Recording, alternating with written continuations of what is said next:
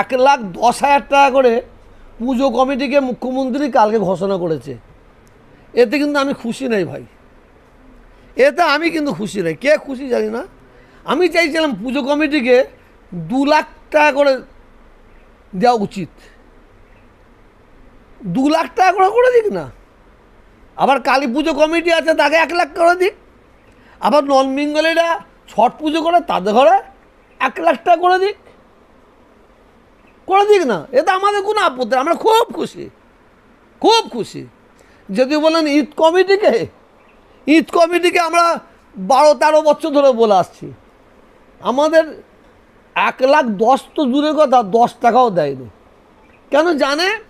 মুসলমানদের এখন দেবো না, এরা এখন ফাঁদে পড়ে আছে। অতএব এদের হারে ফাঁদে ফেলে যত পারে এদের ডলে নেবো। তাহলে মুখ্যমন্ত্রী কী করেছেন ভাবে, কিন্তু ওই 1,10,000 টাকা উনি কেন করলেন? 10,000 টাকা না করে পুরোপুরি 2 লাখ টাকা করতে পারতো তো। 2 লাখ টাকা দুর্গা পুজোয় করে দেবে, তারপরে কালী পুজোতে আবার 1 লাখ টাকা ঘোষণা করুক না। আবার নন বেঙ্গলিরা ছট পুজো করে, তাতে 1 লাখ টাকা করে দিক না, দিয়ে যাক না, দিয়ে যাক, শুধু দিয়ে যাক। আর যদি মুসলমানরা বলে আমাদের দিচ্ছে না কেন, আমাদের দিচ্ছে কেন, এখন আমাদের দেবার সময় হয়নি, এখন আমাদের ওনার দেবার সময় হয়নি। আমাদের জন্য মসজিদ করার জন্য ওনার মসজিদ দেখেন না, ওই সামনে হিটকো জমি আছে, হিটকো ওই রাজারহাটে 13টা হিটকো জমির ওপর মন্দির হয়েছে, 13টা। এটা আমাদের আপত্তি নেই, কিন্তু আপনি একটা হিটকো জমির ওপরে ওয়াকাফ বোর্ডের তত্ত্বাবধানে দিয়ে একটা মসজিদ হয়ে যাবে, দেখাতে পারবেন না। আমার এখন কিছু বলার নাই, বলার সময় আসলে আমি বলবো। 21-এর মঞ্চে থেকে মুখ্যমন্ত্রী সমস্ত রকম করলো, কিন্তু ওকাপ নিয়ে একবার বললো না। দীঘায় জগন্নাথ মন্দির করলো, সেটা উল্লেখ করলো, কিন্তু ফের একটা মন্দির করবে দুর্গা মন্দির, সেটাও উল্লেখ করলো, কিন্তু একটা মসজিদ করারও কিংবা ওকাপ বিষয়ে কোনো কথা বললো। আমি এর উত্তর তো দিয়ে দিচ্ছি আপনাকে, এর উত্তর তো দিয়ে দিচ্ছি। এখন মুখ্যমন্ত্রীর মুসলিম ভোটটা খুব প্রয়োজন নাই। মুখ্যমন্ত্রী মুসলিম ভোট একদম বস্তায় ভরে নিয়েছে, উনি জানেন। আমি পুরো বস্তায় ভরে নিয়েছি। ওনার মুসলিম ভোট এদিক ওদিক হবে না, উনি ভেবে নিয়েছেন। আর হিন্দু ভোটটা এদিক ওদিক হচ্ছে বলে ওই জন্য দুর্গা পুজো করতে হবে 1,10,000, এই কি বলে হিটকোতে 13টা মন্দির, আরও কোথায় আবার কি দুর্গা কী করবে বলছে। হ্যাঁ, এই তো ব্যাপার। আর কি বলবো আপনাকে?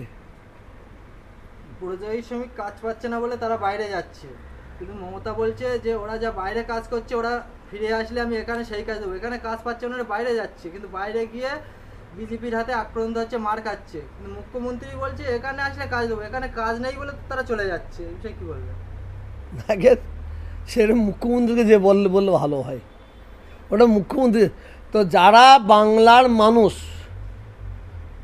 রুজি রোজগারের জন্য বাংলার বাইরে আছে, আমি হিন্দু দেখব না, মুসলমান দেখব না, বাঙালি বাইরে আছে, তাদের প্রতি যেভাবে অত্যাচার হচ্ছে দেখে বাঙালিদের মারা হচ্ছে। এবং বাঙালিদের অন্য রাজ্যের বিজেপি শাসিত এলাকায় বাঙালিদের আইডেন্টি কার্ড কেড়ে নিয়ে তাদের ঘরে বাংলাদেশের তকমা মেরে বাংলাদেশে পাঠিয়ে দেওয়া হচ্ছে, বাংলাদেশে তাদের সাজানো হচ্ছে। তবে আমার বাংলা হচ্ছে, আগে বলি, সম্প্রীতির বাংলা। বাংলার বাঙালি হিন্দু, বাঙালি মুসলমান আমরা কিন্তু হাত গুটোইনি। আমরা যদি হাত গুটোই তো বাংলা ফাঁকা হয়ে যাবে। এখানে বাঙালি হিন্দু, বাঙালি মুসলিম ছাড়া কেউ থাকবে না, বাংলা ফাঁকা করে দেওয়া যাবে যদি আমরা হাত গুটোতে আরম্ভ করি। কিন্তু আমরা হাত গুটোচ্ছি না কেন? বাংলাটা বাঙালিদের বাবার একার নয়, আর উত্তরপ্রদেশটা ওই নন বেঙ্গলিদের বাবার একার নয়। সারা ভারতবর্ষে মানুষ, সারা ভারতবর্ষে প্রত্যেকটা যাবার অধিকার আছে।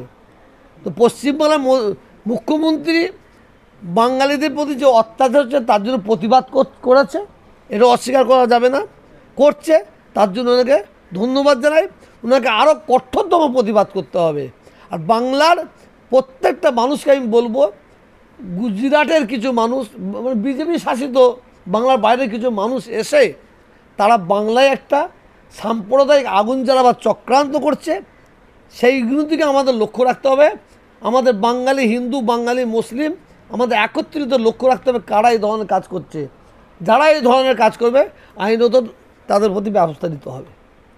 আগামী দিনের জন্য কি ঘোষণা দিতে চাইছেন? যেভাবে মুসলমানরা একেবারে নিরাপত্তা নেই, রাজ্যে বলেন রাজ্যের বাইরে বলেন, এই বিষয়ে কি আপনি বার্তা দিতে চাইছেন? সেটা পরে দেবো, সময় আছে। সব যদি একদিনে খেয়ে নিই আর কালকে রাত্রে কী খাবো? হ্যাঁ, আবার তারপর দিনে কী খাবো? সময় আসলে আরও বলবো।